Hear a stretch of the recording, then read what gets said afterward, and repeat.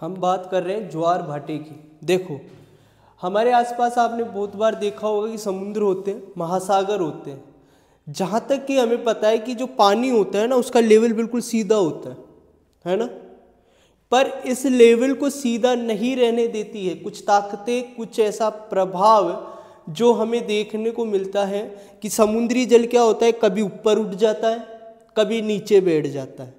अब जब समुद्री तल अपने सामान्य स्तर से ऊपर उठता है तो उसको तो हम कहते हैं ज्वार, और जब वही तल समुद्री तल अपने सामान्य स्तर से नीचे बैठ जाता है बच्चों, तो उसको कहते हैं हम भाटा।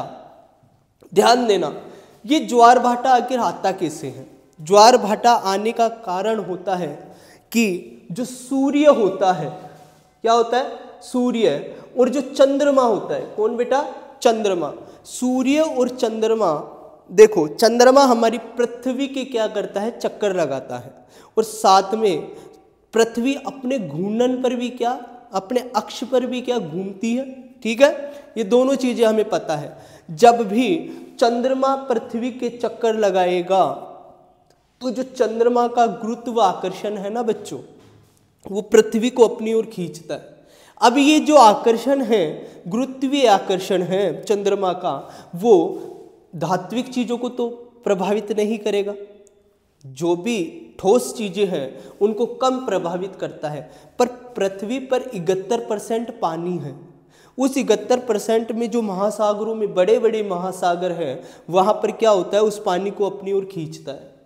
अब देखो, चंद्रमा भी अपनी ओर खींचता है और सूर्य भी अपनी ओर खींचता है। ध्यान देना इस बात को।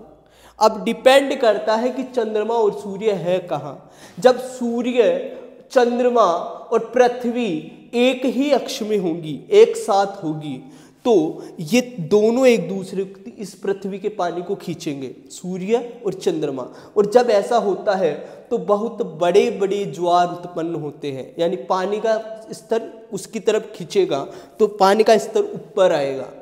अब ध्यान देना, जैसे पानी का स्तर ऊपर जा रहा है तो ऐसे खींचेगा, और यहां से पानी का स्तर कम होता है और यहां से बढ़ जाता है, तो यहां तो आ रहा है भाटा, और जिधर बढ़ रहा है पानी वहां उत्पन्न हो रहा है ज्वार। अब ध्यान रखना, अगर चंद्रमा इस साइड है और यहां से पानी को खींच रहा है तो यहां भी ज्वार उत्पन्न होगा, और इसके विपरीत दिशा में भी क्या? ज्वार ही उत्पन्न होगा। इसका रीजन क्या है? देखो, जब भी आप पानी को उठाओगे, मान लो मैंने किसी पानी के मग को उठा लिया, तो मैं उसको अगर इधर हिला रहा हूं, पानी इधर आएगा तो कुछ टाइम बाद क्रिया की प्रतिक्रिया होगी और थोड़ा बहुत इधर भी आएगा। या फिर मैं कहूं, अगर इधर से मैं किसी चीज को खींच रहा हूं, क्या खींच रहा हूं, तो पानी कहां से निकलेगा? यहां से, साइडों से। तो यहां तो उत्पन्न हो रहा है ज्वार और यहां हो रहा है भाटा, तो इसके विपरीत दिशा में वापस लौटता है ना पानी, तो इसके विपरीत दिशा में भी क्या आएगा? ज्वार उत्पन्न होगा बेटा। ध्यान देना इस बात का। अब ध्यान देना, जो सूर्य से उत्पन्न ज्वार होते हैं ना, वो बहुत ही छोटे होते हैं। क्यों? सूर्य धरती से बहुत दूर है, बहुत ही ज्यादा दूरी होती है उसकी, है ना। अब ध्यान देना, चंद्रमा धरती के पास है तो छोटा तो होता है चंद्रमा, पर पास होता है, इसलिए चंद्रमा का इफेक्ट ज्यादा पड़ता है सूर्य से।